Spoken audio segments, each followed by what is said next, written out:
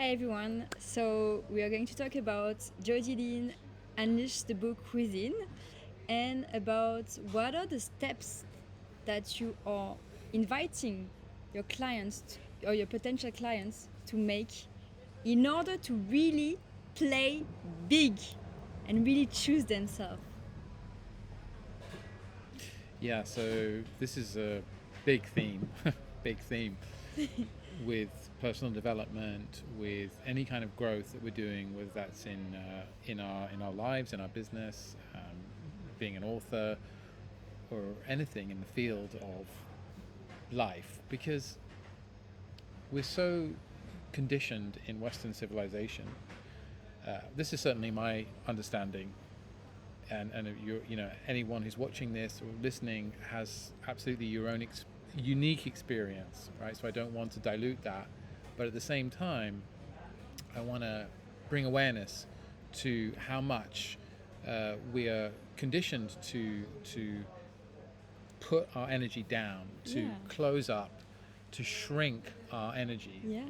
and not be seen, not be heard, um, because it's we're shown energetically, behavior wise, physically, that it's dangerous, that it's not okay, it's not acceptable to be big, To take risk, to take we have risks. to be safe, we have to be secure. That's also like this protective self, we are acting from this protecting self, and it's not the way to fulfill your dream, I believe, and Definitely. to become your highest versions and to be happy, fulfill your dream and your heart. Yeah, this is it. It's all connected. Like, if we don't take risks, then we don't get anywhere. Nothing ventured, nothing gained. And this has been true in my own life. And I've always had to raise the bar for myself and get uncomfortable. Because when I felt myself too comfortable, I know that I'm stagnant. I am not moving my energy. It's like it's an entropy, and I'm it's not a recipe for success. It's not a recipe for fulfillment. So it is about making those moves, about shedding the old skin and expanding. And Yeah, so yeah, I know. this is yeah. I know, and this is starting by you taking actions and inspired action, not action because you think you have to. So really trust your feeling and your desire and your heart, because this, if it's here, it's for a reason, and that's, I think, about trusting yourself Yeah, ultimately and taking inspired actions and this is it. go all in, not say yeah I do that when I do that, and no, really trust and send this message clear to the universe. So yeah, thank you. Yeah, that's, I'm just sharing that, and yeah, what would you like to say to someone that wants to write a book but is stuck in this pattern of I'm gonna write it at this moment, and looking for the right place, or that I will write it when I have this experience, or like waiting for something, doubting about Yeah, well, themselves. What would you say? one clear thing is, there's never a right time. It's you're never ready. You're always ready, and you have to choose and decide. I'm doing this. You have to take the initiative and just start. And it's not only about starting, but it's about following through and committing. So this is really key, because some of us are great. Like, we'll start something and then never finish it. So I it's am not this kind of person. right. And I used to be that kind of person. And I saw what chaos and what unfulfillment that it gave me. It didn't bring me satisfaction. It didn't bring me the success I wanted, because it was like, what kind of message are you giving to the universe?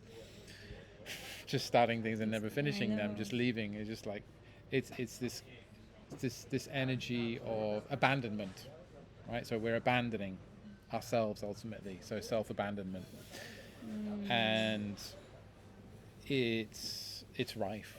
It's rife. It's one of these things, and it's not that much talked about, self-abandonment. So you know, in the case of writing books, could be that you had an impetus, you have a maybe an idea, and you maybe you wrote it down, or you thought about it, but then you never took action on it, you never started it. Or maybe you did start it, maybe you started writing the first words, and then as soon as you kind of came back to it, the inner critic appears and tells you, this isn't right, that's not right, no one's going to want to know about this, someone's already written about this, and then it will just, you know, deflate your energy and stop you from taking any more action. And so then it's gone, and it goes back into fantasy land, it goes back into fairy tale land, a theory, would have, could have, should have, maybe, might do. When I am ready, then I will do the thing, but you're never quite ready. And then, you know, and as Tony Robbins, one of these great mentors, shares often, or used to share, is that, you know, residential homes are full of people with regrets. I love it. Full of regrets. I could have, would have, should have done that thing. I could have been that person. If I had done that, then I would have done this and made that happen and had this and be that. And now I would be this, but, it's regrets. It's about taking actions then, ultimately. Yeah, aligned action. Not bringing too much energy in your thinking, because this is the control part, like that prevents you from taking risks, but really ground your